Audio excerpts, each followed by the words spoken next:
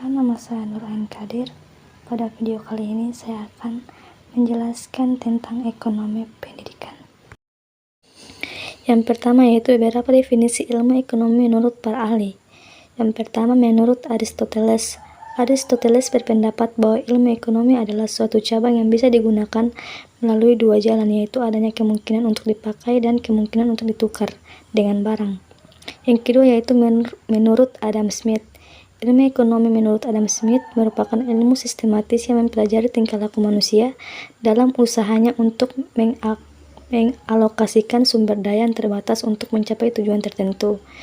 Dan yang ketiga yaitu menurut Abraham Maslow.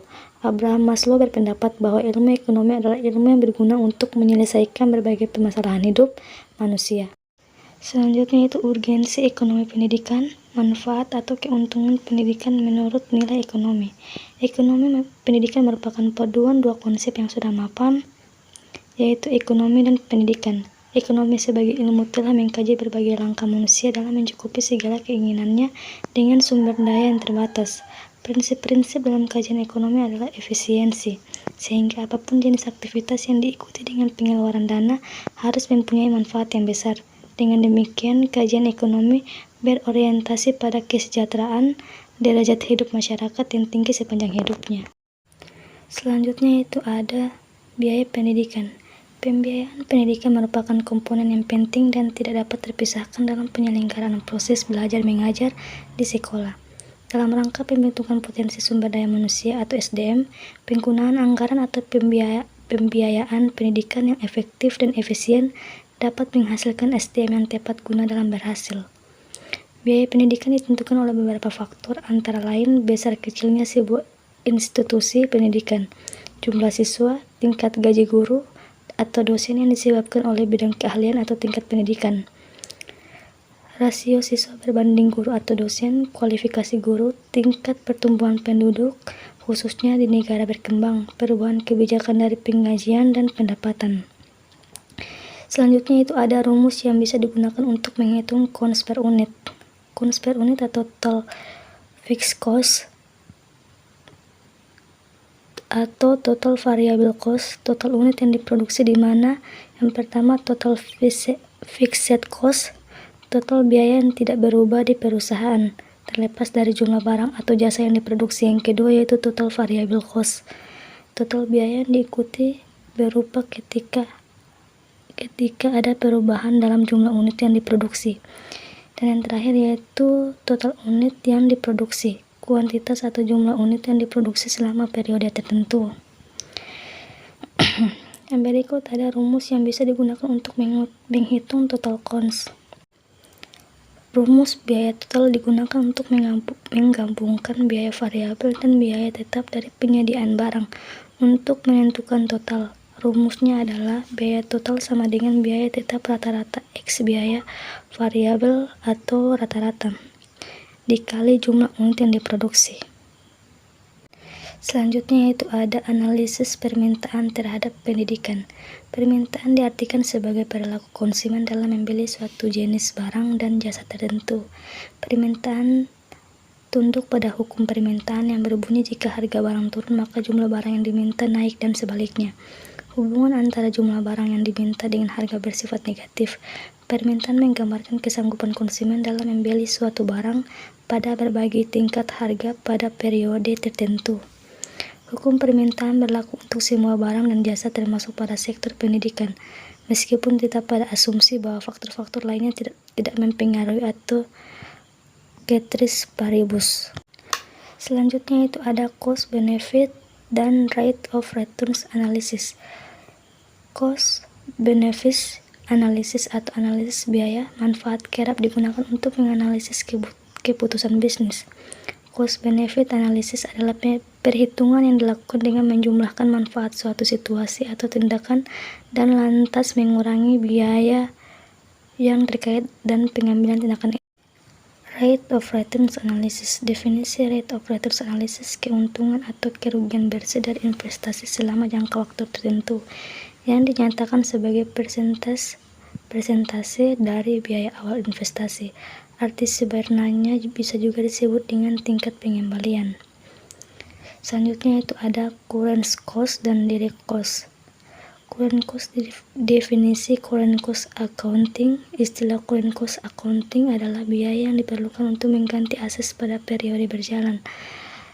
Sisi A mengacu pada pendekatan yang menilai aset dengan nilai pasar wajar daripada biaya historis. Yang kedua yaitu biaya langsung atau direct cost adalah biaya yang dapat dibebankan secara langsung kepada objek biaya atau produk gaji karyawan, termasuk ke dalam biaya langsung yang variable cost. Variable cost adalah biaya perusahaan yang berubah sebanding dengan analisis produksi.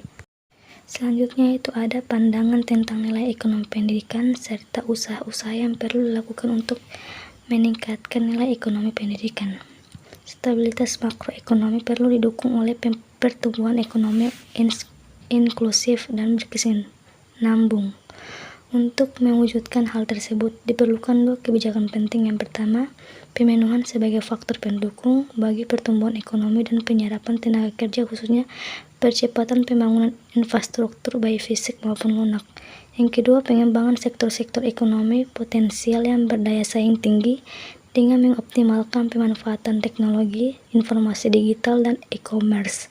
Kombinasi kebijakan tersebut disertai dukungan partisipasi swasta secara aktif diyakini dapat mengatasi berbagai permasalahan dalam perekonomian Indonesia seperti kemiskinan, pengangguran, dan ketimbangan sosial ekonomi. Selanjutnya itu usaha-usaha untuk menambah nilai ekonomi pendidikan, yaitu yang pertama mendorong percepatan pembangunan infrastruktur di Jawa Barat yang akan mendukung tumbuhnya sektor-sektor ekonomi potensial. Selanjutnya mendorong berkembangnya sektor ekonomi potensial daerah sebagai sumber pertumbuhan baru yang disesuaikan dengan karakteristik daerah. Selanjutnya meningkatkan kapasitas sumber daya manusia atau SDM melalui pendidikan vokasi dan meningkatkan skala ekonomi dan kapasitas industri kecil dan mencegah IKM di Jawa Barat. Dan yang terakhir meningkatkan nilai tambah hasil produksi pertanian.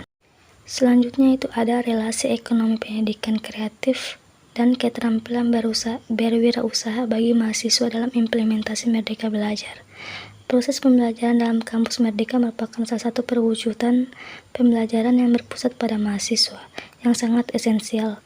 Pembelajaran dalam kampus Merdeka memberikan tantangan dan kesempatan untuk mengembangkan inovasi, kreativitas, kapasitas, kepribadian, dan kebutuhan mahasiswa, serta mengembangkan kemandirian dalam mencari dan menemukan pengetahuan melalui kenyataan dan dinamika lapangan seperti persyaratan kemampuan, permasalahan, interaksi sosial, kolaborasi, manajemen diri, tuntutan kerja, target, dan pencapaiannya.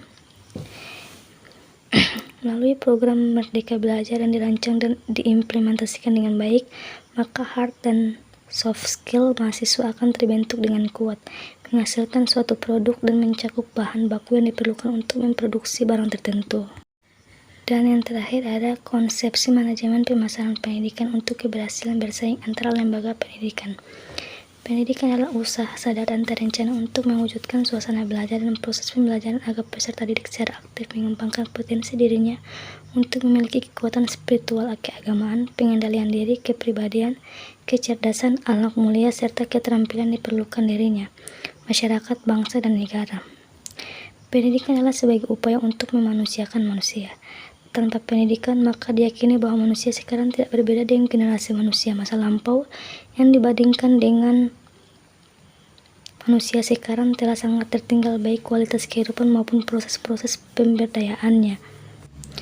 Secara ekstrim bahkan dapat dikatakan bahwa maju mundurnya atau baik buruknya peradaban suatu masyarakat, suatu bangsa akan ditentukan oleh bagaimana pendidikan dijalani oleh masyarakat bangsa tersebut. Pendidikan merupakan salah satu kebutuhan dasar hidup manusia, karena semakin pendidikan seseorang akan semakin menentukan semakin baik taraf hidupnya. Pendidikan memegang peranan penting dalam mengembangkan hubungan antara taraf hidup seseorang dan kualitas kehidupan seseorang, sehingga seseorang dipandang layak disegani dan memiliki strata sosial yang lebih baik dari orang lain dalam kehidupan bermasyarakat.